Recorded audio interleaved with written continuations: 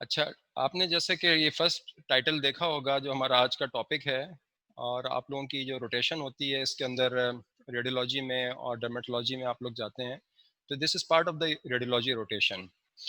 और इसके अंदर हम चेस्ट एक्सरे से स्टार्ट करेंगे, and today we are dealing with the chest X-ray PA view.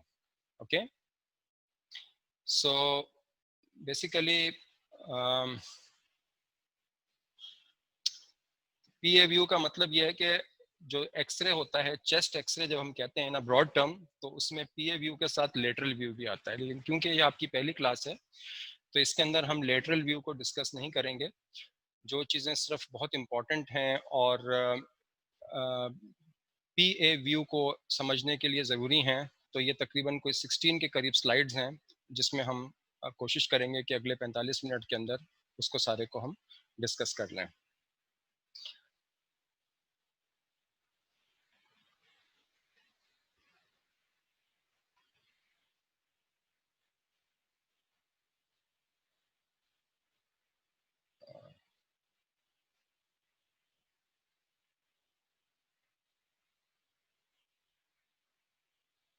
Sir,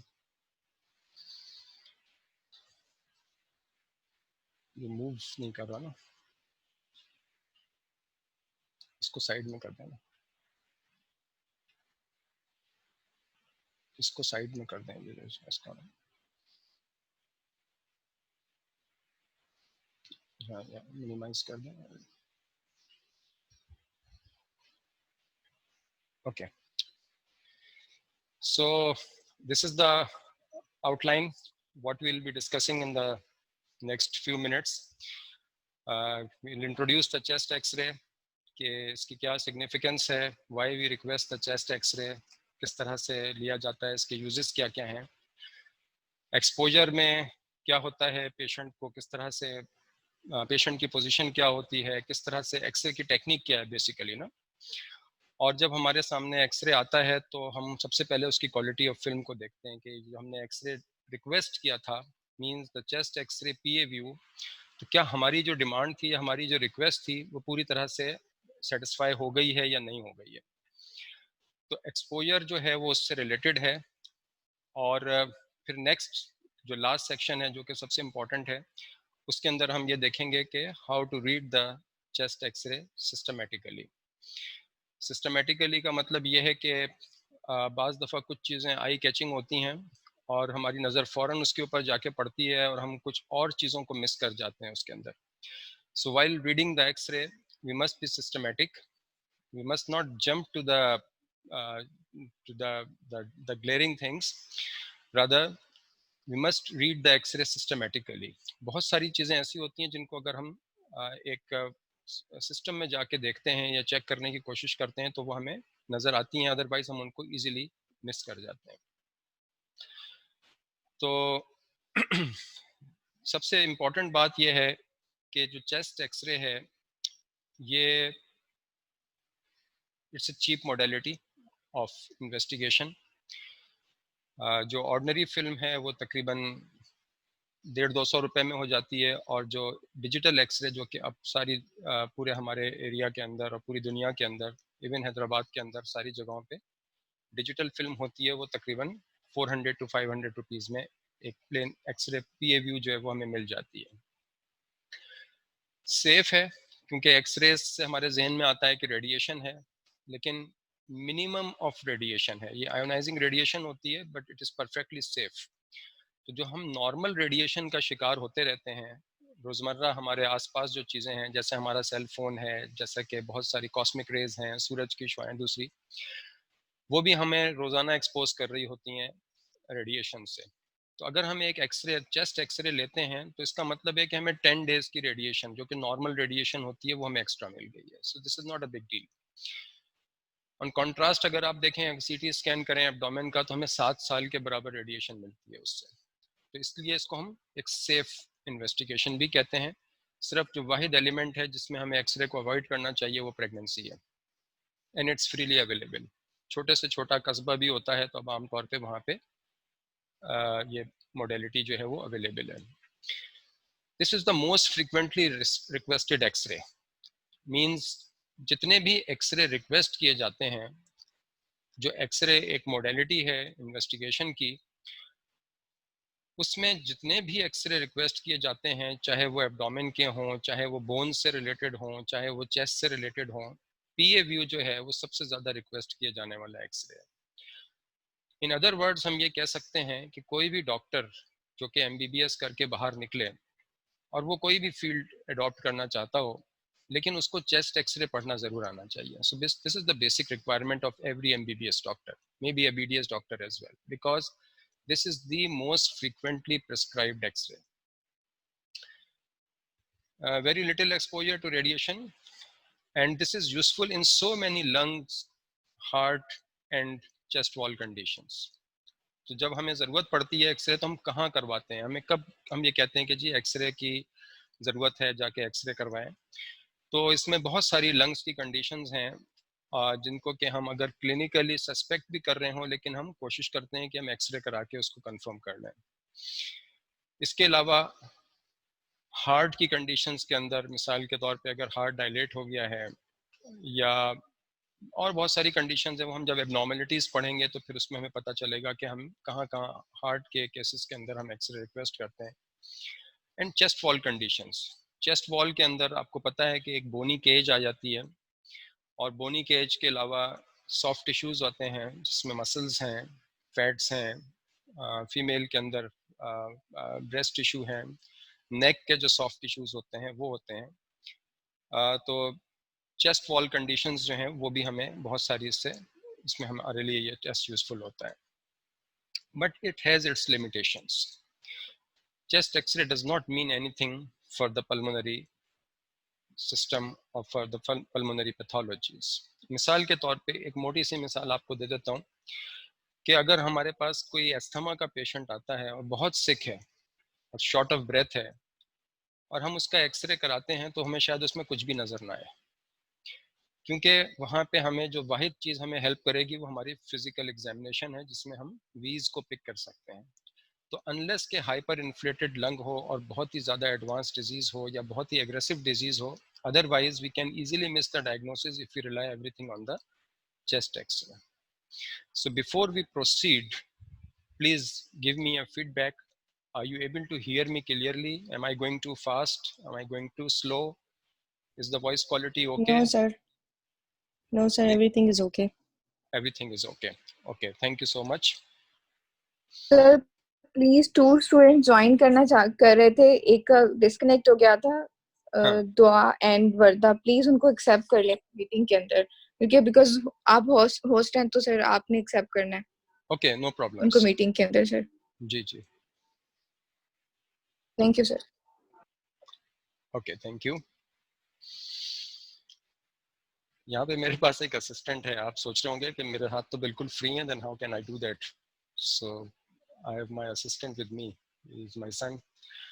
तो जब तक मैं इन सारी चीज़ों पे कमांड हासिल करूं और इनसे फेमिलियर हो जाऊं, so I requested him, he is doing all this very important job for me. तो बेसिकली एक्सरे है क्या, ठीक है, हम इसको कैसे समझ सकते हैं और हमें कैसे हम इसको पढ़ना शुरू करते हैं. आई एम श्योर आप सब लोगों ने एक्सरे फिल्म्स तो देखी होंगी कभी ना कभी. तो हमें ये पता है कि हमारी जो बॉडी है उसके अंदर जो डिफरेंट स्ट्रक्चर्स हैं, जैसे बोन्स हैं या सॉफ्ट टिश्यूज़ हैं या ब्लड है, वो उनकी डिफरेंट डेंसिटी होती है. और जब x-rays through the body traverse करती हैं, जब बॉडी के थ्रू जब रेज गुजरती हैं, तो उसमें से कुछ ऐसे टिश्यूज़ होते हैं जो कि आसानी से अलाउ कर देते हैं और रेज उसके थ्रू गुजर जाती हैं.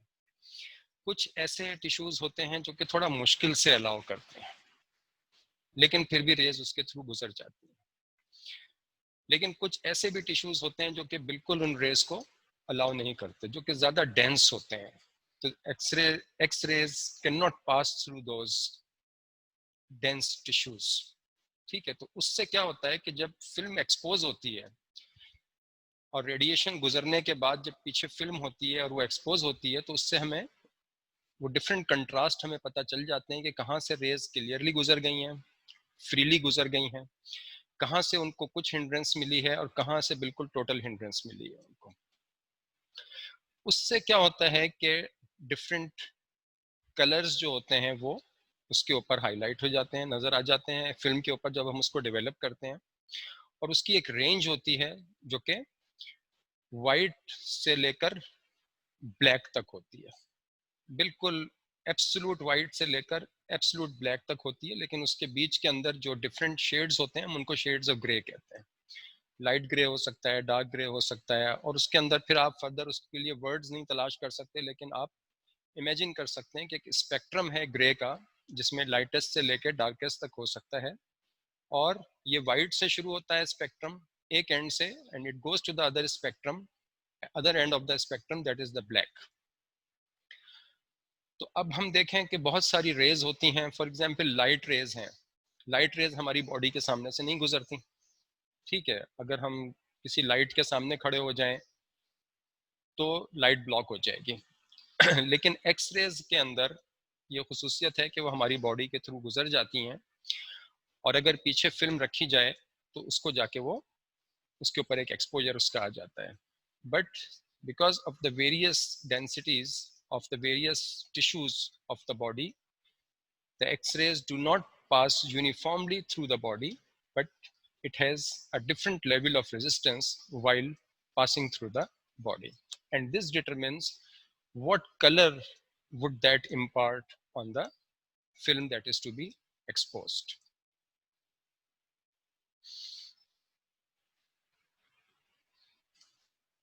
तो सबसे पहले हम ये देखें कि हम इस एक्सरे को लेते कैसे हैं, ठीक है, इसको समझना थोड़ा सा ज़रूरी है। और इसमें अगर आप देखें कि ये एक लेडी हैं जिनके बिल्कुल सामने एक असल इसमें पॉइंटर तुम मुझे ऑन करके दोगे क्या, पॉइंटर ऑन हो जाएगा क्या इसमें?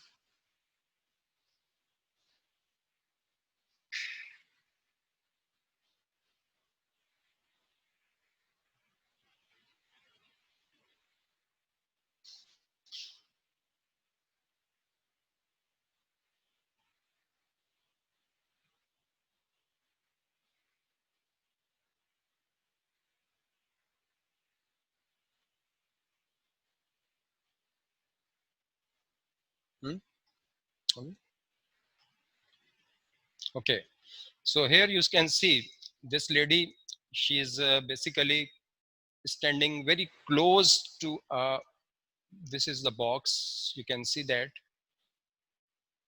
this is a cassette containing the film. इस कैसेट के अंदर फिल्म मौजूद है, and she is closely approximated with the this cassette. This is mounted on a किसी भी उसके ऊपर, ये फ्रेम के ऊपर माउंटेड है, और इसके अंदर ये कैसेट है, कैसेट के अंदर फिल्म मौजूद है, और इस लेडी को इस तरह से खड़ा किया गया है कि इनके आर्म्स जो हैं, आप देखिए आर्म्स की पोजीशन किस तरह से है, हैंड की पोजीशन को थोड़ा देखने की कोशिश करें। ये इसलिए बनाया गया है ताकि स्कैपुला जो हैं वो they are thrown out, scapula ऐसे थ्रो हो जाते हैं बाहर की तरफ, and they do not obstruct the lung fields. इसके अलावा जो पेशेंट का हार्ट है, so we know from our knowledge of anatomy कि ये जो थॉरेक्स है पेशेंट का, इसमें heart towards the anterior chest wall है, it is not towards the posterior chest wall. तो ये ज़रूरी है कि इसका जो हार्ट है वो फिल्म के करीब तरीन हो, जितना फिल्म के करीब होगा इसका हार्ट तो उतना ही जो है वो right size of the heart उसके ऊपर हमें नजर आएगा। अगर हम इसको दूर लेके जाएंगे और उसको पेशेंट को अदर वे राउंड खड़ा कर देंगे जिसमें से रेज जो है उसके सामने से गुजर के बैक पे जाएंगी, तो उसका हार्ट थोड़ा सा फ्यू इंचेस में भी दूर हो जाएगा और वो थोड़ा सा एक्सपोजर वाइड हो जाएगा, थोड़ा सा वाइड हो जाएगा, बड़ी फिल्म बन जाएगी उसके ऊपर से। तो in order to see the size of the heart accurately, we have to position the patient in such a way that the patient's anterior chest wall is snuggling with the cassette containing the film. ये जो चीज़ है इस तरफ, ये आप देख रहे हैं, ये एक्सरे की मशीन है जो कि सोर्स ऑफ रेडिएशन है, ठीक है। ये तकरीबन 6 फुट का फ़र्क है इसके अंदर, यहाँ से यहाँ तक। और इसमें पहले जो है वो उससे एक इमेज ली जाती है, जैसे आप कैमरे से जब कोई तस्वीर लेते हैं तो पहले आप उसको उसको आउटलाइन उसके अंदर लेके आते हैं कि हम किस पार्ट को जो है वो एक्सपोज करना चाहते हैं, और उसके बाद फिर आप क्लिक करते हैं। तो इसमें पहले जो है वो हम इससे पहले देखते हैं कि ये जो पार्ट हम चाहते हैं एक्सपोज करना, ये सारे का सारा इसमें नज़र आ रहा है या नहीं नज़र आ रहा है। और उसके बाद फिर यहाँ से 1 सेकंड में क्लिक किया जाता है, जिसकी वजह से यहाँ से रेडिएशन जाती हैं, और ये रेडिएशन जो है ये क्रॉस करती हुई, ये इसका रूट जो है वो ये है रेडिएशन का। The path of the radiation is this, it goes like this, it traverses the back, it traverses the back, passes through the chest wall, and it leaves the anterior chest wall and goes into the X-ray film. ठीक है, उसको ये जाके expose कर देती है, and it hardly take a second, क्योंकि second से ज़्यादा हम फिर रेडिएशन नहीं दे सकेंगे। जिस वक्त ये पेशेंट को हम कहते हैं कि ये एक्सपोजर का बिल्कुल टाइम करीब आ जाता है, हम उसकी पोजीशन बना चुके होते हैं, उस वक्त हम पेशेंट से कहते हैं कि please take a deep breath. जब पेशेंट डीप ब्रेथ लेता है तो उससे क्या होता है कि उसके डायफ्राम नीचे चले जाते हैं, और जो लोअर लंग फील्ड्स हैं वो हमें क्लियरली नजर आ जाती हैं। So you want to say something Usma, you want to say something? No, sir. Okay, No, sir. thank you. Is this point clear? So path of the X-ray beam is from back to the front, and the subject is asked to hold the breath for a while, and the film is exposed. Okay.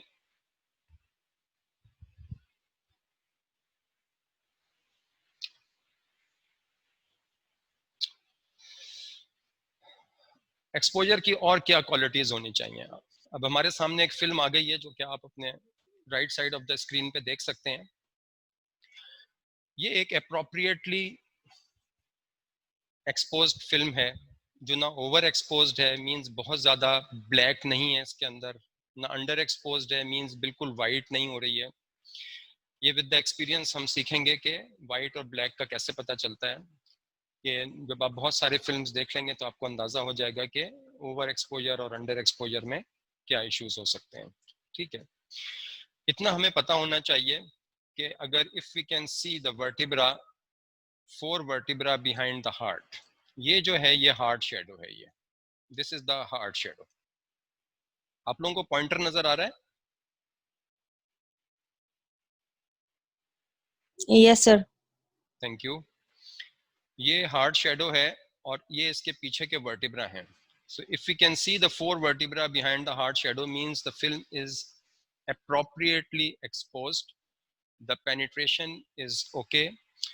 जितना हम उसको penetrate करना चाहते थे X-rays को, ताकि हम clearly सारे स्ट्रक्चर्स एक ही फिल्म के अंदर देख सकें, the penetration is appropriate and the exposure is appropriate. दूसरी बात यह है कि अपाइसिस विजिबल होनी चाहिए। ये अपाइसिस हैं, आपको पता है एनाटॉमी की नॉलेज से आपको पता है कि ये अपाइसिस हैं एक्सरे की। और थोड़ा सा हिस्सा अगर हमें नेक का भी नजर आ रहा हो तो बहुत अच्छा है। सॉरी, अगर नेक का हिस्सा हमें थोड़ा नजर आ रहा हो, जो कि इस फिल्म में नजर नहीं आ रहा, लेकिन अगर हमें नजर आए तो हमें नेक के जो सॉफ्ट टिश्यूज होते हैं वो भी, उनका भी हमें पता चलना शुरू हो जाता है। ठीक है, तो ये जो है दिस इज जस्ट अप्रोप्रिएट। इसमें हमें जो फर्स्ट रिब है, ये फर्स्ट रिब है, यहाँ से हम देख सकते हैं। और बाकी जो इसकी अपाइसिस हैं ये विजिबल हैं। और नीचे जो हमारा जो आउटर मोस्ट जो पार्ट हो सकता है वो, they are the costophrenic angles. These are the costophrenic angles. अभी कॉस्टोफ्रेनिक एंगल्स क्या होते हैं ये हम बाद में देख लेंगे, लेकिन ये जो एंगल होते हैं जहाँ पे ये रिब और डायफ्राम जो है वो आपस में मिल रहे होते हैं, this is the rib end this is the diaphragm. ये एक एक्यूट एंगल बनता है। ये एक्यूट एंगल जो है इसको कॉस्टोफ्रेनिक एंगल कहते हैं। तो ये कॉस्टोफ्रेनिक एंगल जो है ये दोनों साइड्स के ऊपर विजिबल होना चाहिए। अगर ये विजिबल नहीं है तो the quality of film is not good, because this is the place where lot of pathologies are seen. अगर छोटा सा कोई इफ्यूजन है, प्लूरल इफ्यूजन है, तो वो यहीं पे सबसे पहले इस एंगल को ऑब्लिटरेट करेगा, ठीक है। अगर डायफ्राम के नीचे गैस है तो भी हमें इसी एरिया में कहीं कहीं नज़र आती है। अगर कोई छोटी सी कंसोलिडेशन है, अगर कोई छोटा सा मास है, तो वो भी हमें इस एरिया के अंदर नज़र आ सकता है, वो ये इस एरिया में नज़र आ सकता है, ठीक है। तो इसलिए ज़रूरी होता है कि ये एंगल्स जो हैं वो क्लियरली नज़र आते हैं। अगर ये नज़र नहीं आते तो we must request a second repeat film, ठीक है। अगर क्वालिटी उसने एक्सरे वाले ने करके भेज दिया है और हमें पता चलता है कि जी इसमें सीपी एंगल नहीं नजर आ रहे हैं, तो इसका मतलब है it's not a complete film, it's a poor quality film. Neck and abdomen, आपको पता है कि डायफ्राम के नीचे जो है वो एब्डोमेन होता है।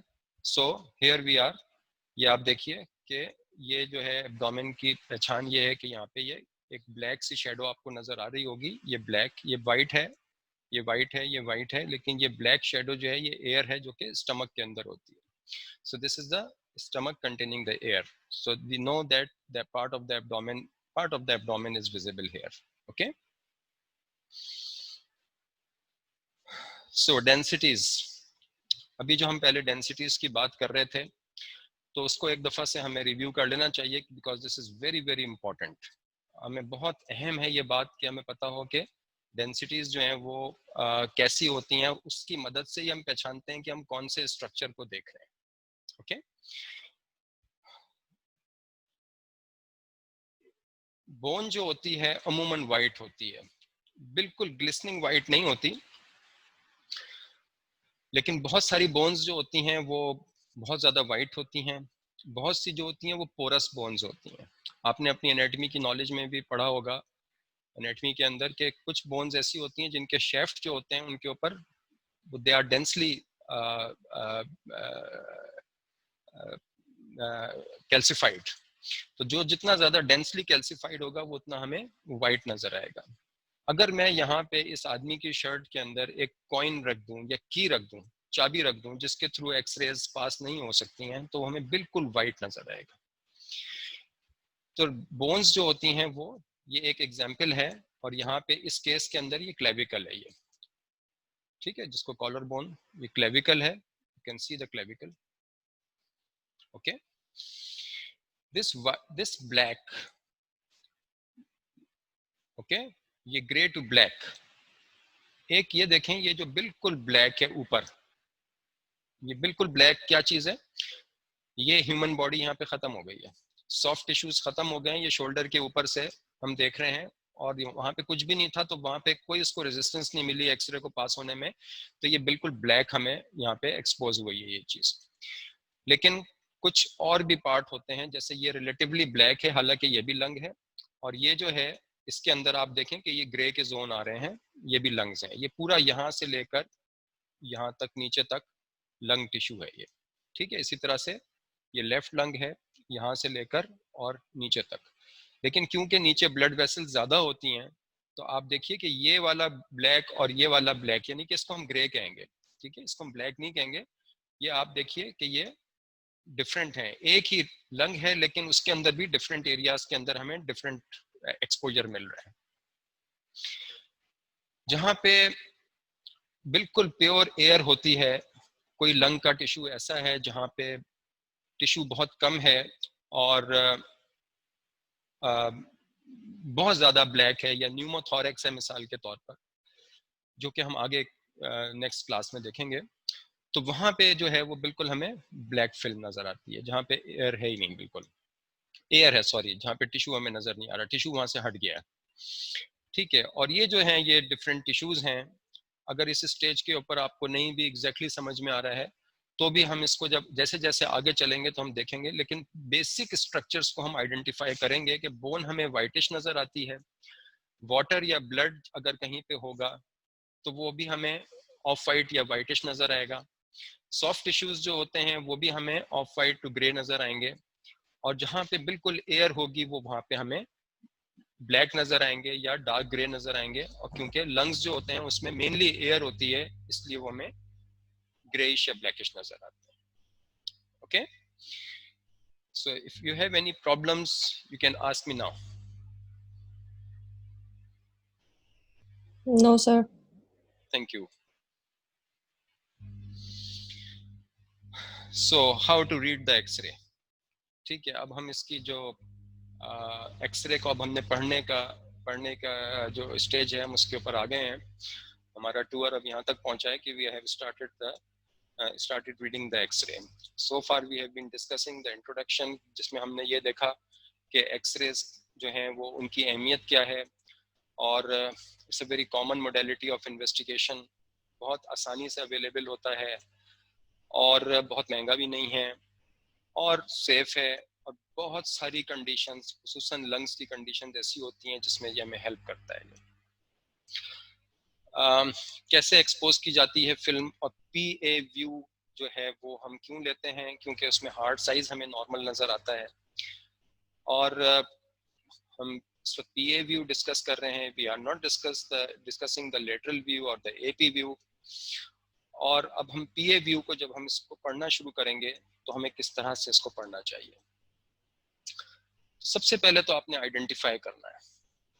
आइडेंटिफाई करना है कि ये जो आपने जिस मरीज का एक्सरे करने को कहा है ये उसी मरीज का एक्सरे है या नहीं. ठीक है, इसके ऊपर हम अगले इसमें स्लाइड में बात करते हैं.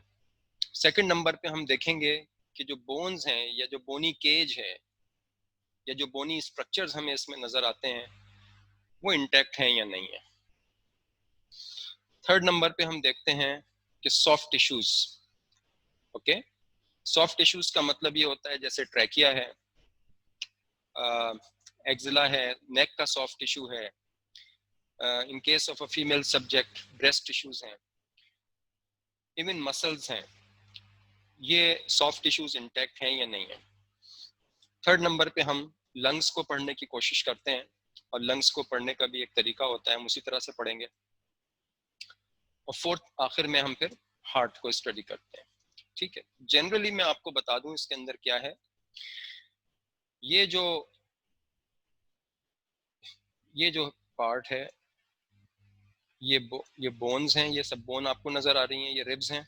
ठीक है, ये क्लेविकल है, ये स्कैपुला है. ये स्कैपुला इस तरह से आ रहा है क्योंकि इसको आपने अगर आप प्रीवियस फिल्म को अगर आप देखें, इसमें जो पेशेंट की पोजीशन बनाई गई है उसके अंदर पेशेंट के आर्म्स जो हैं उनको फोल्ड करके और उसके हिप्स के ऊपर रखा गया है, और उसको आगे की तरफ जो है ना पेशेंट को कहा गया है कि उसको अपनी जो एल्बोज हैं उनको आगे की तरफ लेके आ जाए, और शोल्डर जो उसके शोल्डर पॉइंट्स जो हैं उनको भी कहा जाता है कि इसके साथ अप्रोक्सीमेट करने की कोशिश करें. तो उसकी वजह से होता यह है कि जो स्कैपुला होता है वो इट इज थ्रोन आउट. ठीक है, ये बाहर की तरफ चले जाते हैं स्कैपुला ऐसे करके, और लंग फील्ड्स हमें क्लियर नजर आती हैं. अगर पेशेंट सीधा खड़ा हुआ होगा, ऐसे खड़ा होगा सीधा, तो जो स्कैपुला होते हैं that will encroach the lung fields. वो लंग फील्ड के ऊपर आ जाएंगे और बहुत सारा लंग के अंदर अगर उस जगह पे कोई पैथोलॉजी है तो वो हमें नजर नहीं आएगी. सो आइडेंटिफाई करने के अंदर जो फिल्म्स होती हैं उसके अंदर अब जितनी भी ये डिजिटल एक्सरेज हैं उसके अंदर पेशेंट का नाम, उसकी एज, और जिस तारीख को फिल्म ली गई है ये उसके ऊपर लाजमी लिखा हुआ होता है. उसके नीचे एक फुट नोट होता है जिसके अंदर नेम, एज और डेट होती है. और डेट का फायदा ये होता है कि अगर आपने इस पेशेंट के पहले भी एक्सरे कराए हैं तो आप कंपैरिजन फिल्म्स को, you can always request for the comparison films. आप उससे कह सकते हैं कि अच्छा भाई तुम्हारा एक हफ्ते पहले एक्सरे कराया था उसमें नमूनिया आया था, वो वाला एक्सरे भी साथ लेके आना ताकि हम देखें कि अब उससे और इस फिल्म में क्या फर्क है. या आप एक ट्यूबरक्लोसिस के पेशेंट को ट्रीट कर रहे हैं जिसका 9 महीने या 8 महीने इलाज चल रहा है, और उसका आपने पहले दिन एक्सरे करा के और फिर उसकी और दूसरे टेस्ट करा के आपने टेस्ट उसके इलाज शुरू किया था, तो वो फिल्म उसकी जो होगी वो एक बहुत ख़राब फिल्म होगी जिसमें बहुत सारी पैथोलॉजी आपको नज़र आ रही होगी. फिर आप उसकी 1 या 2 महीने के बाद एक्सरे रिपीट कराएंगे, फिर आप उसको अगर ज़रूरत पड़ेगी तो आप उसके एक्सरे दोबारा भी कराएंगे अगर वो कम्प्लीटली रिजॉल्व नहीं हुआ था उस वक्त तक उसका जो लीजन था. तो ये सीरियल फिल्म्स होंगी जो कि बहुत इंपॉर्टेंट होती हैं, और ये एक ट्रैक होता है जिससे पता चलता है कि आपने पेशेंट को कहाँ से स्टार्ट लिया था और कहाँ तक पेशेंट जा रहा है, या कोई डिजीज प्रोग्रेसिव है, मिसाल के तौर पे कोई ट्यूमर है जो कि ग्रो करता जा रहा है, तो वो आप एक्सरे के ऊपर देखते हैं कि पहले इसका साइज छोटा था, अब इसका साइज जो है वो बड़ा हो रहा है, इसका साइज जो है नोड्यूल का इज ग्रोइंग इन साइज। तो कंपेरेटिव उसके लिए ज़रूरी होता है कि डेट हमारे पास हो। बहुत दफ़ा ऐसा होता है कि आप एक फिल्म रिक्वेस्ट करते हैं, लेबॉर्ट्री में बहुत रश होता है या डिपार्टमेंट के अंदर कोई मिसमैनेजमेंट हो जाती है और पेशेंट ए सेम एज और सेम नेम भी हो सकते हैं, बहुत सारे नेम कॉमन होते हैं, मर्दों के और औरतों के सेम नेम होते हैं, और वो फिल्म उठा के ले आता है, वो किसी और की फिल्म मिल जाती है आपको। तो मेक श्योर कि if it's a female subject, do not forget to identify the breast tissue, क्योंकि उसके अंदर उससे आपको ये पता, अगर वो एक बिल्कुल ऐसी फिल्म आती है जिस जो कि एक मेल पेशेंट लाइक होती है, तो फिर उसके अंदर थोड़ी कंफ्यूजन आती है कि भाई ये फीमेल पेशेंट है, ये शायद इसकी फिल्म नहीं है, और फिर आप जब उसको रिविजिट करते हैं, आप एक्सरे लेबॉर्ट्री में या डिपार्टमेंट में आप फिल्म भेजते हैं, तो पता चलता है गलत फिल्म आ गई है। इसके अंदर एक मार्कर होता है जो हम अगली फिल्म में, पिछली फिल्म में भी हमने देखा था, ये फिल्म में आपने देखा होगा, ये ऊपर एक ये लेफ्ट लिखा हुआ है, एल लिखा हुआ है ये, ठीक है। This is a marker, this is made up of lead, और ये मार्कर जो होता है ये उस फिल्म कैसेट के अंदर रखा जाता है या उसके ऊपर चिपका दिया जाता है। इससे हमें पता चलता है कि लेफ्ट साइड कौन सी है। अगर आप अपनी फर्स्ट ईयर और सेकंड ईयर की नॉलेज को देखें तो आपको डेक्स्ट्रोकार्डिया याद होगा, ठीक है। तो डेक्स्ट्रोकार्डिया में क्या होता है कि हार्ट की रोटेशन होती है, हार्ट जो टिल्टेड टुवर्ड्स लेफ्ट होता है उसके अंदर टिल्टेड टुवर्ड्स द राइट होता है, या कोई ऐसी पैथोलॉजी है जिसकी वजह से एक लंग डिस्ट्रॉय हो गया है और हार्ट जो है वो पुल हो गया है, दूसरी तरफ साइड पे मीडियस्टिनम पूरा का पूरा पुल हो गया है, तो अब पता नहीं चलता कि राइट और लेफ्ट कौन सा है, आपने फिल्म सही लगाई है या उल्टी लगा दी है।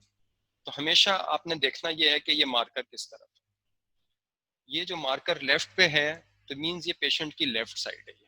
तो आपने फिल्म को हमेशा जब आप माउंट करेंगे व्यू बॉक्स के ऊपर, तो आपने ये देखना होगा कि अगर यहाँ पे एल का साइन है तो ये this is your patients left side, ठीक है। अगर ये नहीं होगा तो आर होगा, वो पेशेंट के राइट के ऊपर होगा, तो वो आर यहाँ पे लिखा होगा, and this is the patients right side. So do not go for the stomach bubble, do not go for the hard shadow, but always identify the left or right sign that is provided by the X-ray technician or the lab. Coming to the bones, सबसे पहले आप clavicle को देखेंगे। Clavicle को अगर आप trace करना शुरू करें तो ये इसका मीडियल एंड है क्लेविकल का, और ये इसका ये जाके ह्यूमरस और स्कैपुला के साथ जाके जॉइंट करेगी। ये राइट क्लेविकल थी, ये लेफ्ट क्लेविकल है, ये लेफ्ट क्लेविकल है, ठीक है। आपने देखना है कि क्लेविकल इंटैक्ट है या नहीं है, टूटी भी तो नहीं है, ब्रोकन तो नहीं है, फ्रैक्चर्ड तो नहीं है, ठीक है। और ये जो मीडियल एंड है क्लेविकल का, ये वाला मीडियल एंड लेफ्ट क्लेविकल का, सॉरी, और चलें इसी में आपको बताता हूँ।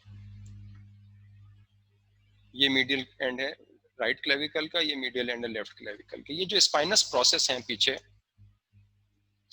ये जो स्पाइनस प्रोसेस हैं ये वाले वर्टिब्रा के अंदर, आपको पता है ट्रांसफर्स प्रोसेस होते हैं जो दो होते हैं, साइड में जा रहे होते हैं, और एक स्पाइनस प्रोसेस होता है जो कि पीछे निकल रहा होता है। एक वर्टिब्रल बॉडी होती है जिसके साथ ये अटैच्ड होता है। तो ये हमें स्पाइनस प्रोसेस यहाँ पे नजर आ रहे हैं, ठीक है। बेटा मार्कर इसमें कोई दूसरा आ सकता है क्या? ये मार्कर बहुत अच्छा नहीं है ना, कोई और दूसरा मार्कर इसमें लगा।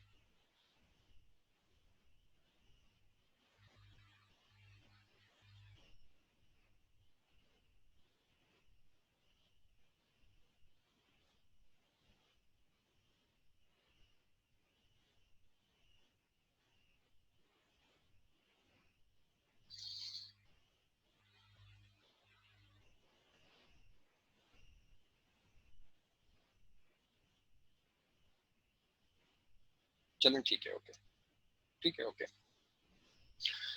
तो ये हम देख रहे हैं यहाँ पे कि ये स्पाइनस प्रोसेसेस हैं बीच के अंदर, सेंटर के अंदर, और ये जो क्लेविकल का है इसका जो डिस्टेंस है वो एक जैसे होना चाहिए।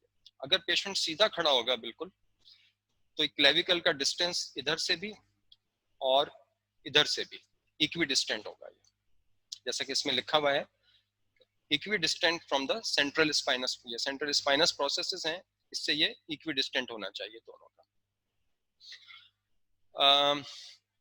ये हम कहेंगे कि ये स्ट्रेट फिल्म है, it's not a rotated film.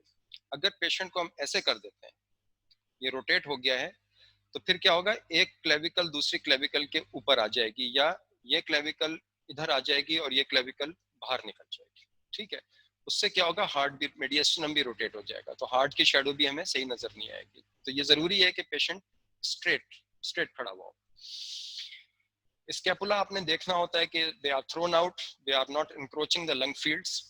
ठीक है, जैसा कि एपी फिल्म के अंदर होता है, एंटीरियर पोस्टीरियर फिल्म के अंदर, जिसमें रेज आगे से गुजरती हैं, आगे से गुजर के और पीछे से बैक से जो है वो उनकी एग्जिट होता है।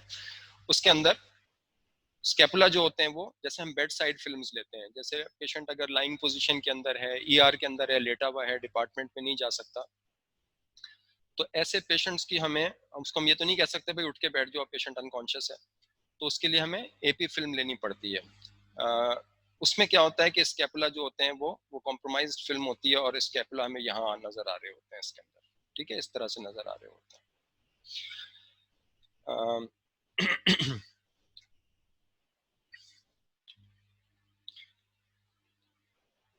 रिब्स को ट्रेस करना, this is very important. This is the first rib, ये रिलेटिवली स्ट्रेट होती है। ठीक है, ये ऊपर से शुरू हो रही है और ये फर्स्ट रिब है राइट साइड के ऊपर। इसी तरह से ये लेफ्ट साइड के ऊपर फर्स्ट रिब है।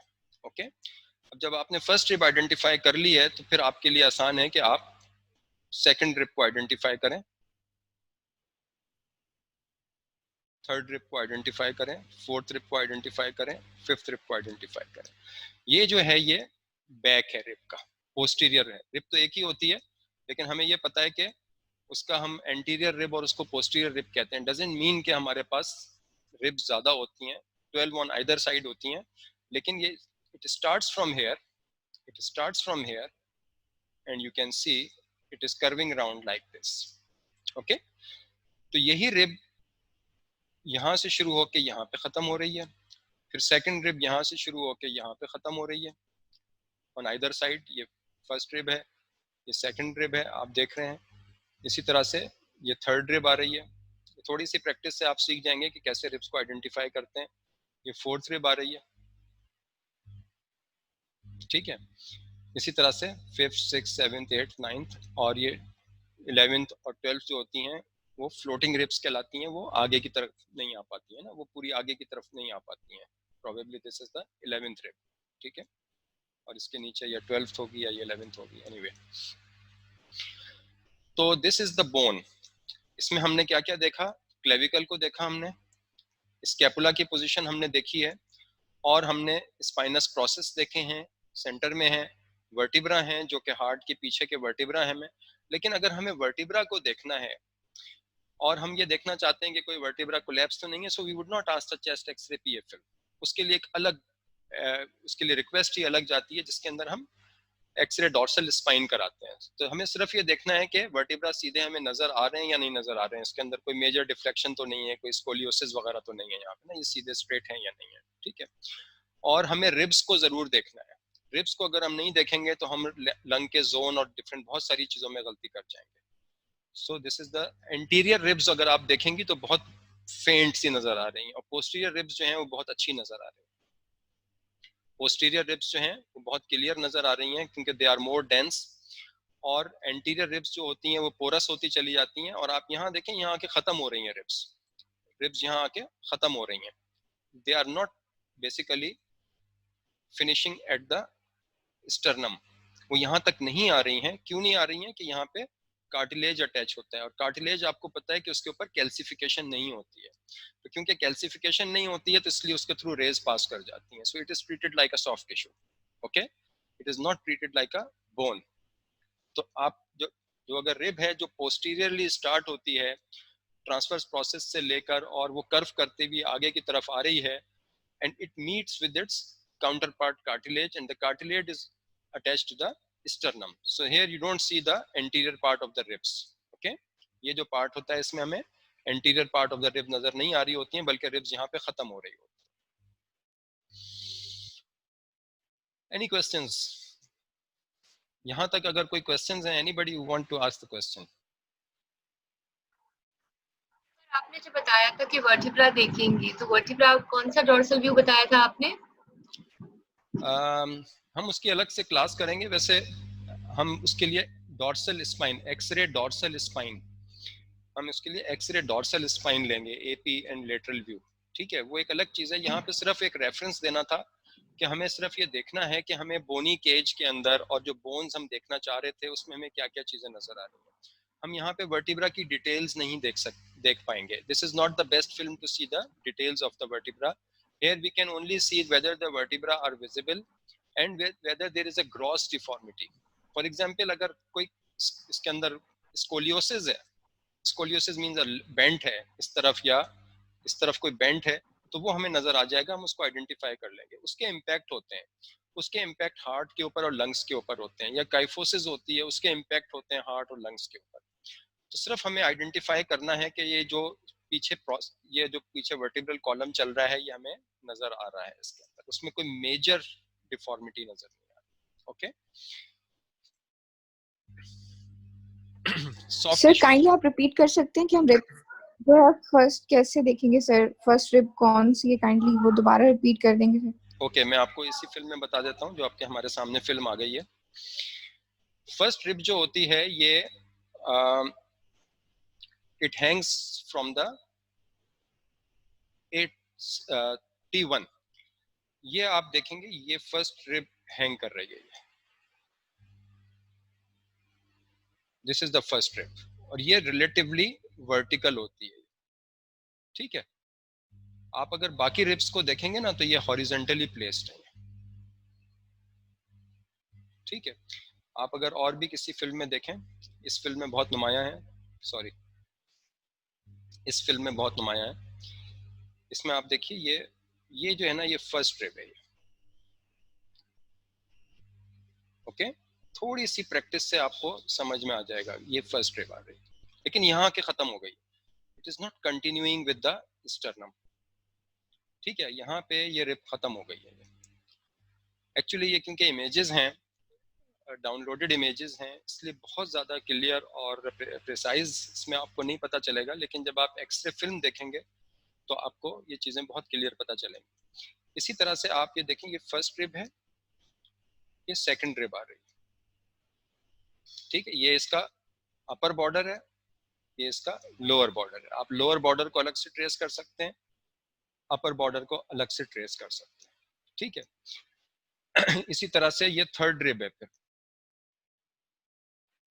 ये थर्ड रिब आ रही है घूम के, ये इस तरह से आप रिब्स को ट्रेस कर सकते हैं. ठीक है, लेकिन यहाँ देखिए रिब्स खत्म हो रही हैं, यहाँ आके आगे कंटिन्यू नहीं कर रही हैं. Okay, I hope this is clear. Yes sir, thank you. Now the soft tissues. इसमें आपने ट्रैकिया को देखना है. ये देखिए आप, ये यहाँ पे आपको ये ब्लैक वाइट एक कॉरुगेटेड सी इमेज नज़र आ रही होगी सारी फिल्मों में. जिसमें फिल्म में भी आप देखेंगे आपको ये ब्लैक वाइट यहाँ पे नज़र आएगा, ब्लैक वाइट का कॉम्बिनेशन नज़र आएगा. ये ट्रैकिया है ये. ठीक है, ट्रैकियल कार्टिलेज होते हैं, आपको पता है, जहाँ पे थोड़ा सा कार्टिलेज आ जाएगा और पीछे बोन भी है तो वहाँ पे वो थोड़ा वाइटिश हो जाएगा. जहाँ पे कार्टिलेज नहीं होगा वहाँ पे बिल्कुल वो आपको ब्लैक नजर आ रहा होगा. तो ये सेंट्रल में ऊपर से ट्रैकिया उतर रहा है, and trachea here it ends. जहाँ पे ट्रैकिया एंड होता है, जहाँ पे ट्रैकिया एंड होता है वहाँ पे उस पार्ट को हम क्या कहते हैं? Anyone? Where does the trachea end? Trachea ends at carina. Okay, carina. And the main stem bronchi. तो ये ट्रैकिया जहाँ पे एंड होता है वहां से ये लेफ्ट ब्रोंकस जा रहा है और ये राइट ब्रोंकस है। इसको प्लीज थोड़ा सा गौर से देखिए। ये ट्रैकिया है, ये लेफ्ट ब्रोंकस इसमें क्लियर नजर आ रहा है, राइट इतना क्लियर नहीं है, लेकिन ये एक अच्छे एक्सपोजर के अंदर आपको ये फिल्म्स आपको मेन नजर आते हैं ये। ठीक है, ट्रैकिया इज सेंट्रली प्लेस्ड। इसको हम पहचानते किस तरह से हैं कि ये combination of grey end of white combination होता है और ये सेंटर में होता है, हमें पता है ट्रैकिया सेंटर में होता है। यहाँ पे आकर ट्रैकिया जो है ये एंड हो रहा है, एंड होने वाली जगह को हम क्या कहते हैं, कैरिना कहते हैं, और वहां से ये लेफ्ट मेन ब्रोंकस और राइट मेन ब्रोंकस के अंदर चला जाता है। Diaphragms, this is the right hemi diaphragm. ठीक है, ये आप देख रहे हैं ऊपर लेफ्ट का साइन दिया हुआ है, that is why this film is placed like this. ये लेफ्ट का साइन दिया हुआ है L. Okay, this is the left hemi diaphragm. Hemi diaphragm का मतलब क्या है, आधा डायफ्राम। ये पूरा डायफ्राम एक है, लेकिन हमें आपकी अपनी एनाटॉमी की नॉलेज से पता है कि ये बेसिकली दो अलग अलग होते हैं। एक राइट हेमी डायफ्राम कहलाता है, एक लेफ्ट हेमी डायफ्राम कहलाता है। तो ये राइट हेमी डायफ्राम है जो कि अटैच्ड है यहाँ पे वर्टिब्रा के साथ, और फिर ऐसे घूम के ये नीचे आ रहा है। ये एक पतली सी एक मसल लेयर होती है, लेकिन इसके नीचे क्योंकि लिवर है इसलिए हम इसकी लाइन को अलग से नहीं देख पाते। इसके नीचे जो हमें ये वाइटनिंग नजर आ रही है, इसके दो रीजंस हैं। क्योंकि ये एक फीमेल का एक्सरे है तो ये ब्रेस्ट टिश्यू हमें नजर आ रहा है, और अगर ये मेल का भी एक्सरे हो तो भी हम देख रहे हैं कि हमें डायफ्राम की आउटलाइन नजर नहीं आ रही है। हमें सिर्फ उसका हम अंदाजा लगा सकते हैं कि ये डायफ्राम है, लेकिन हम ये नहीं कह सकते कि ये हम डायफ्राम को ही देख रहे हैं, क्योंकि नीचे जो टिश्यू है वो लिवर है, वो भी डेंस है, उसमें बहुत सारा ब्लड होता है हर वक्त, तो वो और डायफ्राम आपस में एक दूसरे के साथ जुड़े हुए हैं।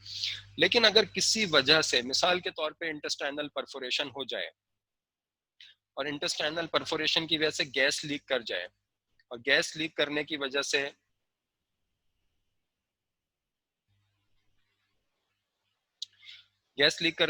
से वो गैस क्योंकि लाइटर होती है तो इट कम्स अप, ऊपर की तरफ आएगी, और वो यहाँ पे फिर हमें डायफ्राम के और लिवर के बीच में नजर आएगी। तो इसको हम गैस अंडर डायफ्राम कहते हैं। ओके, तो गैस अंडर डायफ्राम जो है वो, Hassan, are we on? Yes, sir. Yes, sir. Okay, can you listen me? Ji, Thank sir. you. Thank you very much. So this is, but we have to trace the diaphragms. So this is the cardio, और हमें पता है कि ये इसको हम phrenic कहते हैं ना। फ्रेनिक नर्व आपने पढ़ा होगा, फ्रेनिक नर्व वो होती है जो कि डायफ्राम को सप्लाई करती है। So this is the cardiophrenic angle, ये हार्ट की बॉर्डर है। कार्डियोफ्रेनिक एंगल, ये दूसरा कार्डियोफ्रेनिक एंगल है। ठीक है, और ये इसको हम ट्रेस करते हुए जब नीचे आएंगे तो ये कॉस्टोफ्रेनिक, कॉस्टो मीन्स रिब्स एंड ये डायफ्राम, दिस इज द, ये एक्यूट एंगल है आप देख रही हैं, it's a very acute angle, और ये कॉस्टोफ्रेनिक एंगल है लेफ्ट वाला, ये कॉस्टोफ्रेनिक एंगल है राइट वाला। ओके,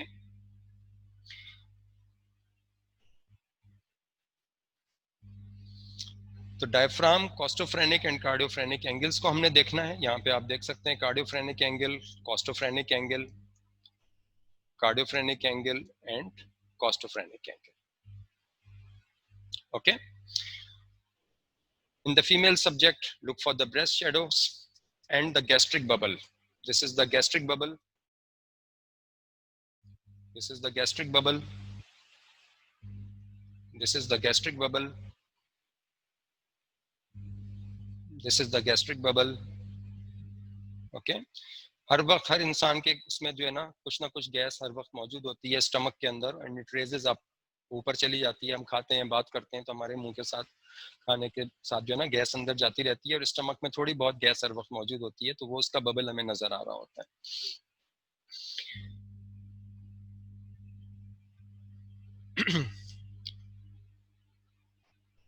लंग्स वेरी इंपॉर्टेंट, जिसके लिए हम खास तौर पे बहुत एक्सरेज रिक्वेस्ट करते हैं। हम एक्सरेस में देख चुके हैं लंग्स को कि ये इसकी अपेक्स है और ये इसका लोअर मोस्ट पार्ट है। इसी तरह से ये अपेक्स है और ये लोअर मोस्ट पार्ट है इसका अपेक्स का। जहाँ पे हार्ट टिश्यू और मेडिएस्टिनम है, this is mediastinum, the spaces between the two lungs is called the mediastinum. This is the heart and the great vessels, pulmonary trunk है, एओर्टा है, ये सब इसके हैं, वेना केवा है। So this is the heart shadow, ये partly encroach कर रही है इसके ऊपर, आपके लंग टिश्यू के ऊपर। रिब्स जो हैं वो पार्टली एनक्रोच कर रही हैं लंग टिश्यू के ऊपर, और क्लेविकल जो है वो पार्टली एनक्रोच कर रही है लंग्स टिश्यू के ऊपर। तो जहाँ पे डेंसिटी ज़्यादा है वहाँ पे हमें लंग्स क्लियर नज़र नहीं आएंगे, लेकिन जहाँ पे हमें यहाँ पे इस तरह की डेंसिटीज नहीं है वहाँ पे हमें लंग्स जो है वो क्लियरली नज़र आ जाते हैं। तो लंग्स को हम आर्बिट्रेरीली अपनी आसानी के लिए 3 जोन्स में डिवाइड कर लेते हैं, राइट और लेफ्ट जोन्स के अंदर, ठीक है। ये लोब्स नहीं हैं, लोब्स डिफरेंट होते हैं, जो कि हम अगली स्लाइड में देख लेंगे अगर ज़रूरत महसूस हुई तो, नहीं तो उसको ओमिट कर देंगे फॉर वांट ऑफ टाइम। इसमें अगर आप देखें तो ये लाइंस ड्रॉ की गई हैं, और ये अपर जोन है, ये मिड जोन है, और ये लोअर जोन है। अब सवाल ये पैदा होता है कि ये लाइंस यहाँ क्यों की गई हैं, यहीं पे क्यों की गई है, ऊपर क्यों नहीं कर दी गई, नीचे क्यों नहीं कर दी गई? इसका क्राइटेरिया क्या है, कैसे इसको देखते हैं? Again you have to identify the ribs. अब अगर आप रिब को देखें, ये फर्स्ट रिब आ रही है, ये इसका अपर बॉर्डर है, ये फर्स्ट रिब का लोअर बॉर्डर है। ये सेकंड रिब आ रही है, ये इसका अपर बॉर्डर है, ठीक है, और ये इसका लोअर बॉर्डर है। Is this clear? Upper border lower border clear है? कोई मुझे बताएगा? Yes, sir. Yes, sir. Yes, sir. Thank you. This is the upper border, this is the lower border. इसी तरह से अगर हम पोस्टीरियर रिब्स देखते हैं तो ये पोस्टीरियर रिब का अपर बॉर्डर है और ये पोस्टीरियर रिब का लोअर बॉर्डर आ रहा है, ओके। तो हम anterior part of the rib को देखेंगे, सेकंड रिब को। सेकंड रिब का लोअर बॉर्डर जहां कार्टिलेज से मिलता है, वहां पे हम एक हॉरिजॉन्टल लाइन ड्रॉ करेंगे। सेकंड रिब का lower border where it meets the cartilage, where there we will draw a horizontal line. This is an arbitrary line and which is passing through the lower border of the second rib anteriorly where it meets the cartilage. ये जो part, ये जो line यहाँ पे draw की जाएगी, इससे ऊपर का जो पार्ट है वो अपर जोन कहलाएगा। This is the zone. Term सही यूज कीजिएगा जब आप आइडेंटिफाई करें अगर किसी चीज को, तो प्लीज प्रॉपर टर्म यूज करना जरूरी है। ये लोब नहीं है, ये जोन है ये, और ये आर्बिट्रेरी जोन्स हैं, ये रेडियोलॉजिकल टर्म है, एनाटॉमिकल टर्म नहीं है ये। This is the third rib, this is the fourth rib. So again you see this is the anterior border of the fourth rib, and this is the this is the upper border of the fourth rib anteriorly, and this is the lower border of the fourth rib anteriorly. Similarly here, this is the upper border and this is the lower border. So where it is meeting the cartilage, here we draw another line, and above this line up to the first line is the mid zone. Mid zone बहुत important इसलिए होता है कि इसके अंदर hilum होता है. This is the hilum, इस पे आ रहे हैं अभी. And below, anything below this line is the lower zone. इसको थोड़ा सा हम कंपेयर करने के लिए आपको मैं वो नेक्स्ट फिल्म दिखा देता हूँ. ये आप देखिए, ये लोब्स हैं ये, ठीक है, ये जोन्स नहीं है, सॉरी, ये लोब्स हैं ये. These are not the Jones.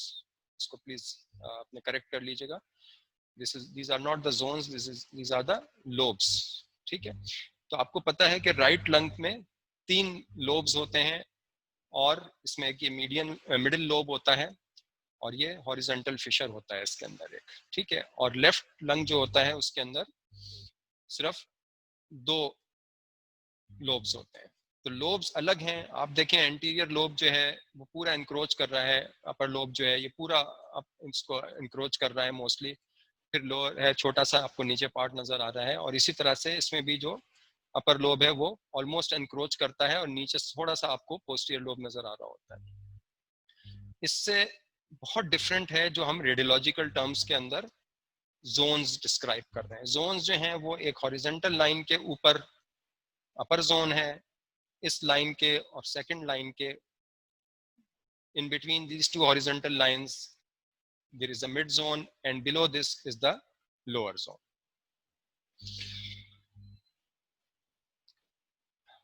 Hilum. Hilum anatomical structure उसको कहते हैं जहां से structures enter और leave the organ. किडनी का भी हाइलम होता है और लंग का भी हाइलम होता है, जहां से वेसल्स या दूसरे स्ट्रक्चर्स एंटर होते हैं या उसको लीव करते हैं उस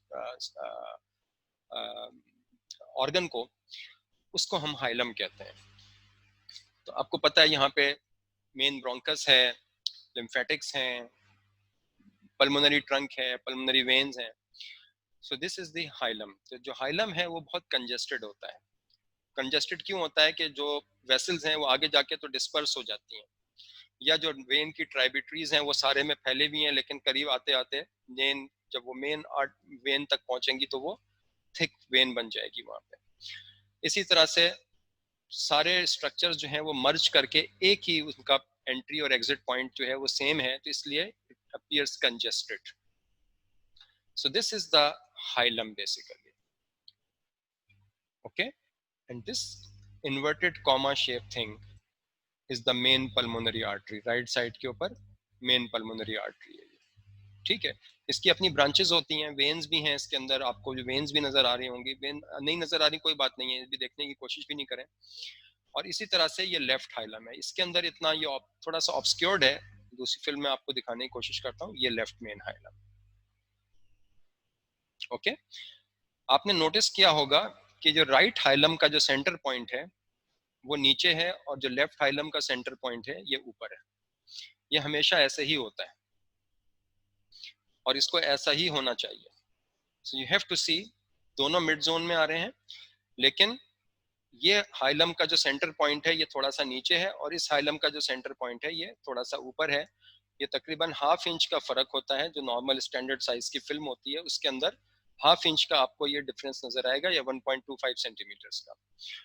this is very important because if there is a pathology, suppose ये हाइलम एक ही लेंथ के ऊपर आ रहे हैं, एक ही हाइट के ऊपर आ रहे हैं, अगर दोनों हाइलम हमें एक हाइट पे नजर आ रहे हैं, कि इसका मतलब ये है कि कहीं ना कहीं गड़बड़ हो गई है, यहाँ पे वॉल्यूम कोलैप्स हो गया है। शायद वॉल्यूम कोलैप्स होने की वजह से ये पुल होके ऊपर चला गया है। ये हाइलम, ये जो हाइलम है ये पुल होके ऊपर चला गया, तभी ये इसके बराबर आ गया, ठीक है। या अदरवाइज भी हो सकता है। तो एक नॉर्मल एक्सरे के अंदर, नॉर्मल पीएफ फिल्म के अंदर आप देखेंगे कि जो हाइलम है वो राइट हाइलम जो है वो थोड़ा नीचे है, और जो लेफ्ट हाइलम है वो 1.25 सेंटीमीटर अप्रोक्सीमेटली उससे ऊपर होता है। So you have to identify the hilum, and you have to identify the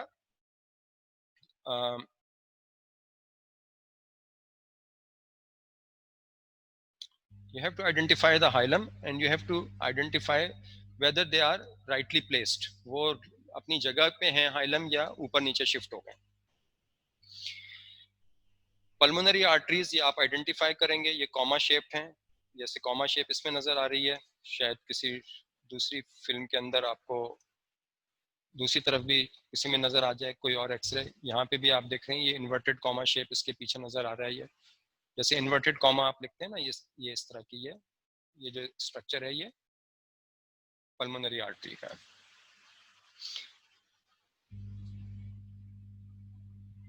diaphragm, so right hemi diaphragm is रफली 2.5 सेंटीमीटर्स और 1 centimetre above the left hemi diaphragm. अगर आप इसको कंपेयर करें तो ये जो डायफ्राम है, ये डायफ्राम ये ऊपर है, और ये जो डायफ्राम है ये नीचे है, एक हाइट के ऊपर नहीं है ये, ठीक है। इस फिल्म में भी आप देखें ये डायफ्राम ऊपर है, ये डायफ्राम नीचे है, ठीक है। क्योंकि ये स्टैंडर्ड साइज फिल्म्स नहीं है, इसलिए हमें ये नहीं पता चल रहा कि एग्जैक्टली ये 1 इंचेस या 2.5 सेंटीमीटर है या नहीं है। किसी भी आप फिल्म में देखेंगे, यहाँ पे भी आप अगर देखें तो ये ऊपर है और ये नीचे है, लेकिन ये वेरिएबल होता है। वेरिएबल क्यों होता है? क्योंकि जो गैस्ट्रिक कंटेंट्स होते हैं हमारे, वो वेरी करते हैं। लिवर तो कांस्टेंट है, उसमें तो ब्लड आ रहा है और जा रहा है, लेकिन स्टमक जो होता है वो हमारा वेरियस टाइम्स में डिफरेंट उसका शेप होता है, और उसका जो एयर कंटेंट होता है वो भी कम और ज्यादा होता रहता है। कभी एयर बहुत ज्यादा चली जाती है अंदर, कभी कम आ जाती है।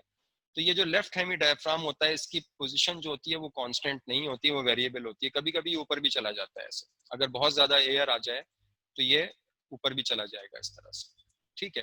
तो इसकी पोजीशन जो होती है इतनी कांस्टेंट नहीं होती, लेकिन इसकी पोजीशन जो है कांस्टेंट होती है। लेकिन फिर भी हम कंपेयर करते हैं, अगर बहुत ज्यादा फर्क नजर आ रहा है और ये अपनी जगह पे और राइट ऊपर ये शेडो में यहाँ नजर आ रही है, तो इसका मतलब ये है कि डायफ्राम के नीचे कोई मास है या कोई पैथोलॉजी है जो कि हमें अलग से पता नहीं चल रही है, लेकिन इसने डायफ्राम को ऊपर उठा दिया है, ठीक है। वो आगे जो हम देखेंगे एक्सरेज, तो उसमें हमें पता चलेगा जब हम पैथोलॉजीज डिस्कस करेंगे। सो दिस इज इट। ये हमने देखा है इसके अंदर कि लंग्स के अंदर हमने देखा कि जोन्स हैं इसके अंदर।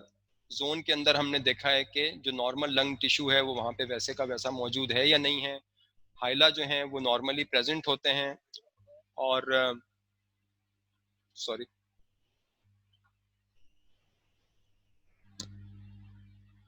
Okay, thank you. Mid zone जो है, मिड जोन में ऐसा होता है कि आपने अपर जोन को तो देख लिया कि जो सेकंड रिब है उसके लोअर एंड जहाँ कार्टिलेज से मीट करता है वहां हमने हॉरिजॉन्टल लाइन बना दी, ठीक है। राइट और लेफ्ट को मिला के हमने इस तरह से बना दिया। फिर आपने थर्ड रिब को छोड़ दिया, anterior part of the third rib को छोड़ दिया। फिर हम anterior part of the fourth rib पे आ गए, और इसका भी हम लोअर बॉर्डर ट्रेस कर रहे हैं, ठीक है। जहां ये लोअर बॉर्डर आके मीट कर रहा है विद द कार्टिलेज, ओके, जहां पे ये कार्टिलेज के साथ मीट कर रहा है लोअर बॉर्डर, यहाँ पे हम उसी तरह की एक लाइन ड्रॉ करेंगे जो कि हमने ऊपर ड्रॉ की थी। ये आर्बिट्रेरी है, ये जरूरी नहीं है कि आप एक्सरे पे लाइन ड्रॉ करें, लेकिन हमें अपना एक रफ जजमेंट बनाना होता है कि अगर इस लाइन से ऊपर ऊपर, अब मिसाल के तौर पे आप अगले इसमें फिल्म में देख लें, यहाँ पे देख लीजिए, यहाँ पे कोई लाइन ड्रॉ नहीं हुई है, लेकिन आपको ये पता है कि भाई ये फर्स्ट रिब है, ये सेकंड रिब है, और ये थर्ड रिब है, और ये फोर्थ रिब है। तो आप अंदाजा इमेजिनरी लाइन ड्रॉ कर सकते हैं यहाँ पे, या आप इमेजिनरी लाइन ड्रॉ कर सकते हैं, ठीक है। So this is the space in between the first and the second line is the mid zone, okay, so this is the mid zone. Below the mid zone is the inferior the lower zone. lower zone बहुत very करता है, इसमें छोटा सा है लेकिन बाज़ फिल्मों में बहुत बड़ा होता है। जितना अगर एम्फाइसीमा का पेशेंट है या कुछ है तो उसमें आपको बहुत बड़ा सा मिड जोन लोअर जोन नजर आएगा। So we have done with the diaphragm. ये जोन्स हैं, ये आपके सॉरी लोब्स हैं लंग्स के, और हमें लंग्स के लोब्स अलग से नजर नहीं आते हैं, लेकिन हमें एनाटॉमिकल उनकी पोजीशन पता होनी चाहिए। इसकी सिर्फ एक ही फिल्म डाल दी है इसके अंदर, इसको आप थोड़ा इस वक्त फिलहाल नज़रअंदाज कर दें। इसकी अहमियत एक्चुअली इसलिए है कि ये जो ट्रांसफर्स फिशर होता है अपर लोब के और मिडिल लोब के बीच में जो होता है, ये बाज़ दफ़ा विजिबल होता है नॉर्मल एक्सरे के अंदर। इट्स अ हेयर लाइन, एक हेयर लाइन स्ट्रक्चर होता है, बिल्कुल जैसा बाल के बराबर बारीक सा एक वाइट सी लाइन नज़र आती है हमें। और अगर वो ज़्यादा थिक हो जाए या वो बाइकॉन्केव हो जाए तो फिर हम कहते हैं कि इसके अंदर फ्लूइड आना शुरू हो गया है, ओके। तो सिर्फ इसलिए इसको, इस पॉइंट को हाईलाइट करने के लिए ये स्लाइड मैंने डाली है। इसको फिलहाल आप नजरअंदाज कर दीजिए, थोड़ा सा कॉम्प्लिकेटेड हो जाएगा आप लोगों के लिए, because this is your first class of x-rays. Now coming to the heart, okay. पहले तो आप थोड़ा सा हार्ट को यहाँ पे देख लीजिए कि हार्ट हमें देखने में कैसा लग रहा है, ओके। बज़ाहिर हमें हार्ट देखने में कैसा लग रहा है। ये सिर्फ हार्ट नहीं है, हम इसको हार्ट कह रहे हैं लेकिन ये हार्ट नहीं है, ये हार्ट एंड ग्रेट वेसल्स हैं। ग्रेट वेसल्स का मतलब ये है कि the vessels they are those who are emerging और those who are coming towards the heart. तो हमें पता है कि हार्ट से जो वेसल्स निकलती हैं उसमें पल्मोनरी आर्टरी होती है जो कि डीऑक्सीजनेटेड ब्लड लेके और लंग्स की तरफ जाती है, उसमें एओर्टा होता है जो कि ऑक्सीजनेटेड ब्लड लेके और सिस्टमिक सर्कुलेशन की तरफ आ रहा होता है, और इसके अंदर पल्मोनरी वेन होती हैं और इसके अंदर सुपीरियर और इंफीरियर वेना केवा होते हैं. So these are the great vessels. So this is this whitish shadow is the heart. ठीक है, इसमें बहुत सारा ब्लड होता है, सारा ब्लड ही ब्लड होता है, और सॉफ्ट टिश्यू भी है, muscles itself they are carrying some density plus the blood, so it appears white. Okay, it does not appear as white as maybe a key or a coin, but it appears white. इस नीचे आप देखें, यहाँ पे liver है इसके diaphragm के नीचे, ये भी बिल्कुल वाइट नजर आ रहा है ना, ये सारा लिवर का हिस्सा है ये. सो दिस इज हार्ट. अब ये हार्ट हम हार्ट को देखते किस तरह से हैं, किस पर्सपेक्टिव में देखते हैं. हम हार्ट को उस तरह से नहीं देखते कि उसके 4 चैम्बर्स होते हैं. हमें यहाँ पे चैम्बर नजर नहीं आ रहे हैं, ओवरलैप कर रहे हैं चैम्बर एक दूसरे के ऊपर. हम इस हार्ट शेडो को देख रहे होते हैं. Okay, this is the shadow of the heart. और हमने पीए व्यू लिया ही इसलिए था कि हमें हार्ट शेडो, क्योंकि बहुत करीब चला गया था, हार्ट फिल्म के बहुत करीब चला गया था. पेशेंट ने बिल्कुल, उसका चेस्ट जो था वो उस कैसेट से मिला हुआ था जिसमें फिल्म थी. Hardly there was a difference of 2 centimetres. तो जब पीछे से रेज आ रही थी तो उसने उसको उसी तरह से फोकस किया था. अगर हम इसको हार्ट को हटा देंगे और पीछे से रेज आएंगी तो ये ऐसे मैग्नीफाई हो जाएगा. ओके, तो हम हार्ट के साइज पे किसी हद तक रिलायबली कमेंट कर सकते हैं एक पीए फिल्म के अंदर. लेकिन हमें यहाँ पे मोहतात होना होगा कि ये हार्ट के 4 चैम्बर्स नहीं है जिनके ऊपर हम तबसरा कर रहे हैं, बल्कि ये हार्ट के साथ साथ जो अटैच्ड ग्रेट वेसल्स हैं, जिसमें एओर्टा, पल्मोनरी आर्टरी और वेना केवा शामिल है, हम उनको भी इस इमेज के अंदर शामिल कर रहे हैं. तो इसका एक मैक्सिमम डायमीटर होता है. ठीक है, हार्ट की शेडो जो है इसका एक मैक्सिमम डायमीटर है. आप अगर इसको थोड़ा सा, मैं आपको 10 सेकंड देता हूं, आप सोचें इसका मैक्सिमम डायमीटर कहां पे है.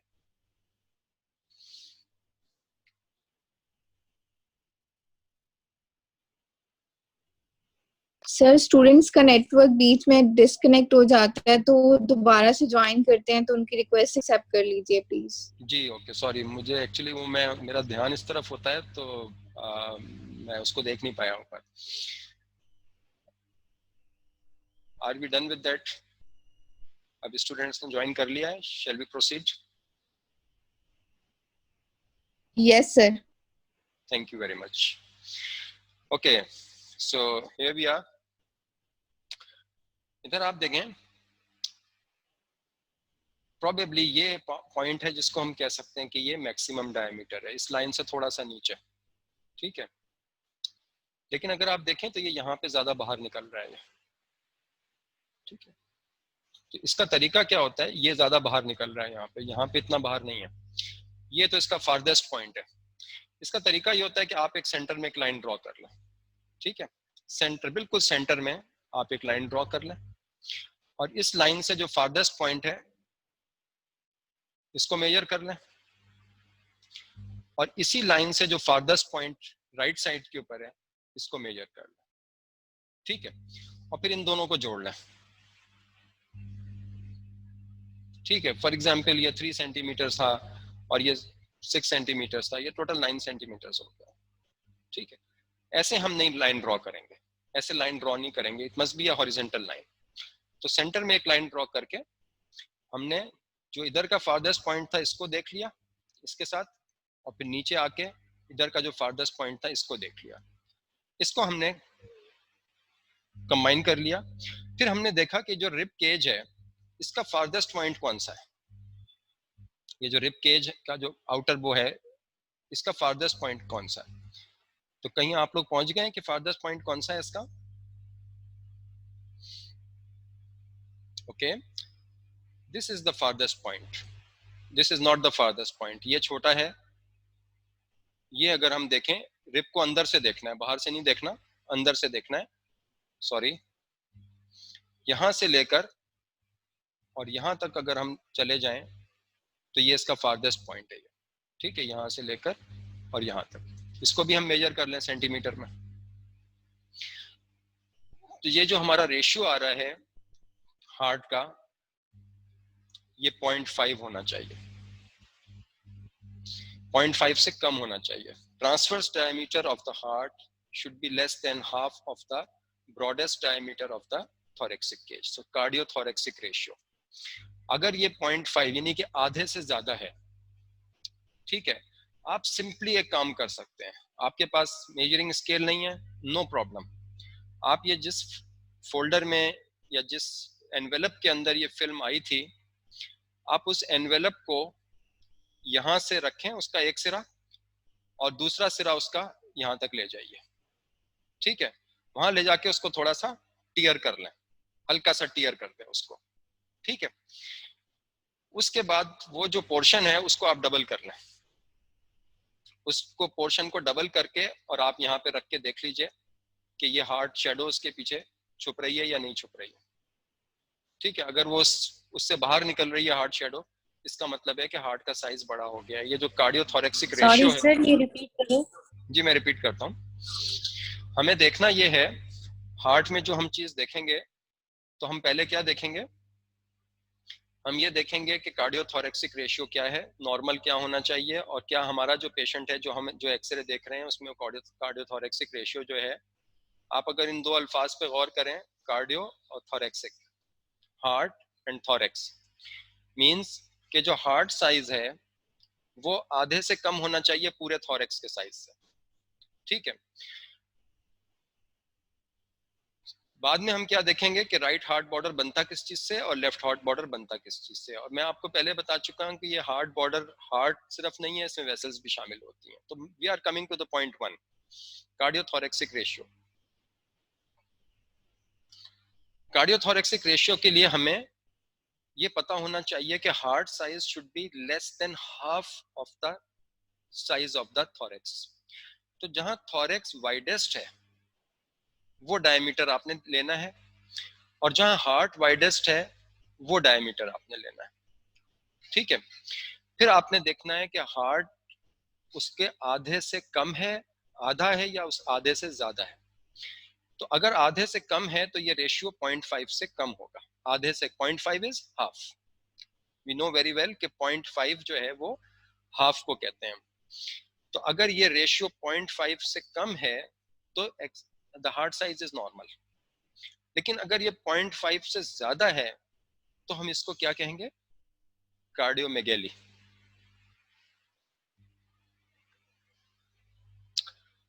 So we'll call it cardiomegaly.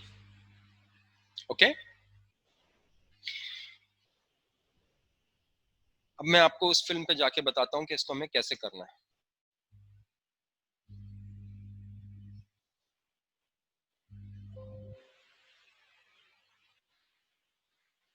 क्या चीज है ये?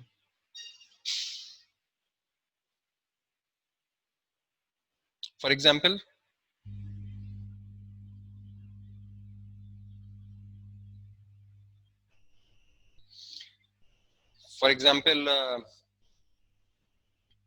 दिस फिल्म, वाइडेस्ट पार्ट क्या है, वाइडेस्ट पार्ट इसका यहां से लेकर और यहां तक है, आपने इसको मेजर करना है। Can you hear me? I am getting a signal कि मेरा Yes, sir, we can hear. Okay, मुझे एक सिग्नल मिल रहा है कि कोई इंटरनेट कनेक्शन में प्रॉब्लम आ रही है।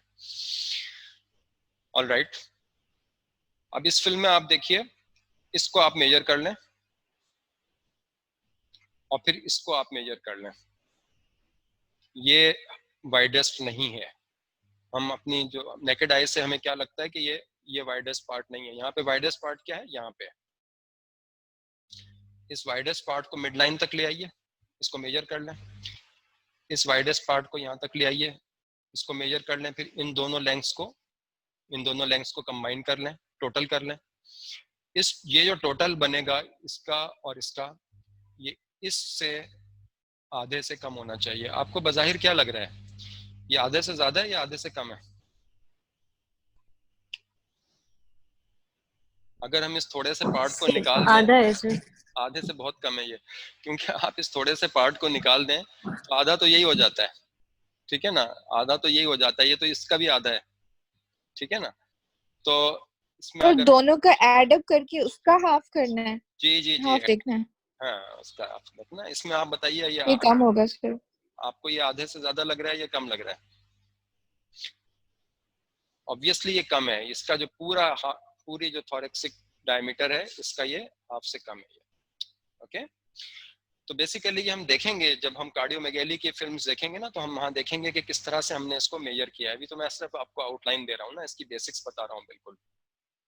So this is how you measure the cardiothoracic ratio. अब देखते हैं ये हमारे ये जो बॉर्डर हैं ये बने हुए किस चीज के हैं। ये राइट और लेफ्ट में क्या क्या चीजें नजर आ रही हैं, कौन कौन से स्ट्रक्चर्स हैं जो इसको बनाते हैं, ताकि अगर कोई स्ट्रक्चर हमें बाहर ज्यादा नुमाया नजर आ रहा हो तो हम उसको आइडेंटिफाई कर सकें।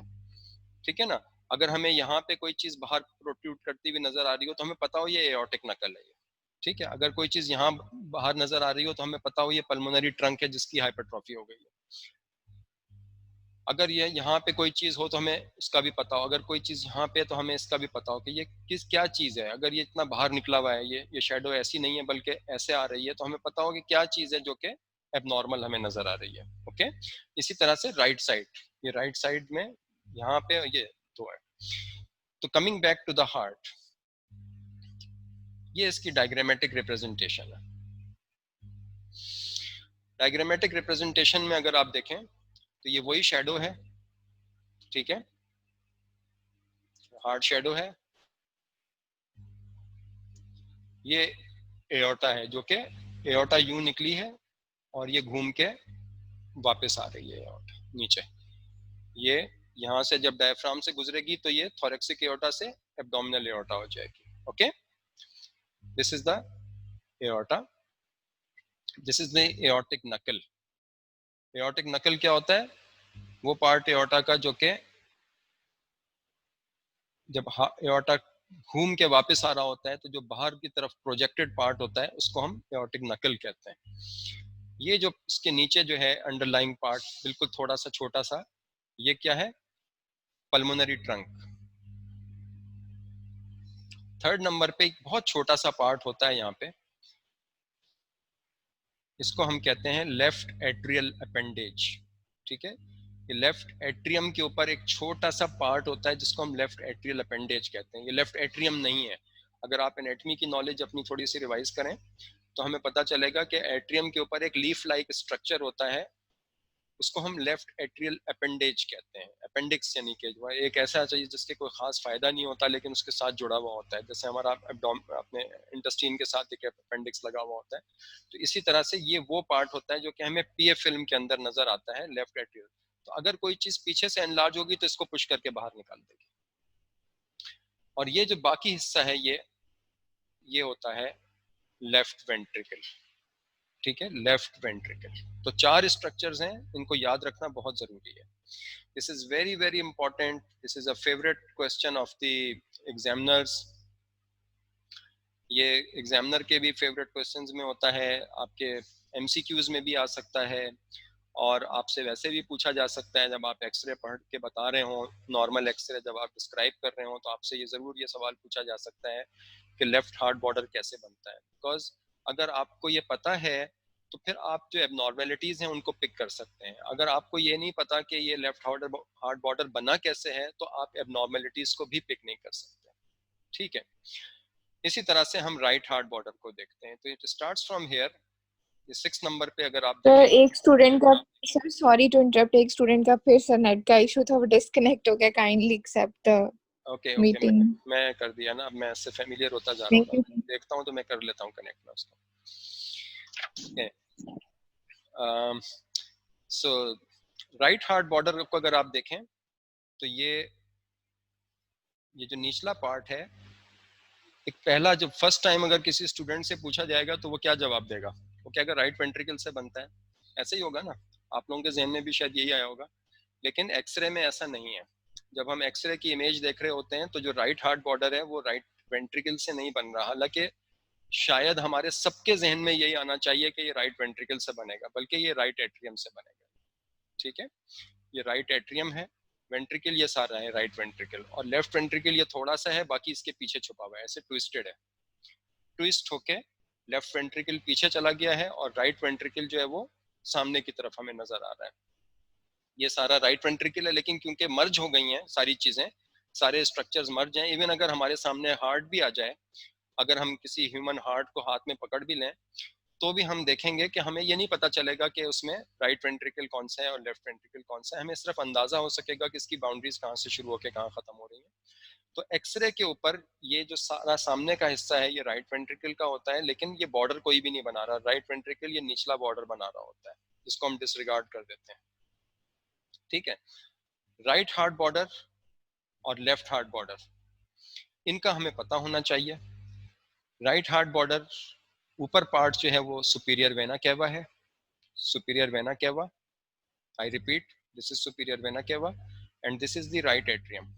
ठीक है, you can see the numbers over here, 6 is the superior vena cava and 5 is the right atrium, and this is the transverse fissure that I was referring to earlier.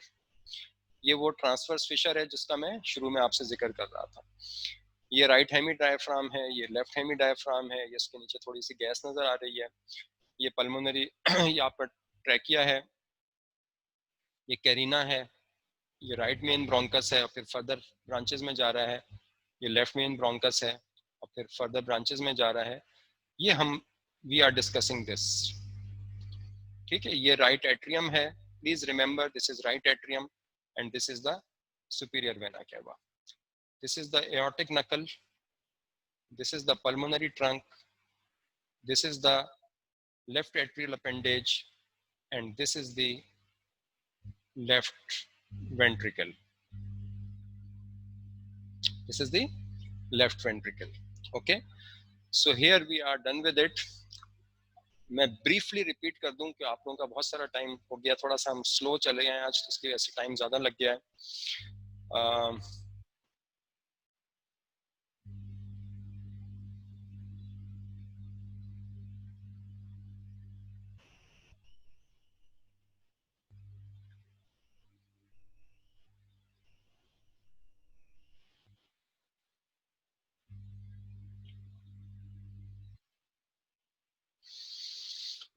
हमने एक्सरे शुरू किया था, इसमें हमने देखा कि ये एक्स रेज होती हैं, ये जैसे दूसरी रेज होती हैं, जैसे लाइट रेज हैं, दूसरी वेव्स हैं, इसी तरह से एक्स रेज होती हैं जिनकी मदद से हम एक्सरे लेते हैं।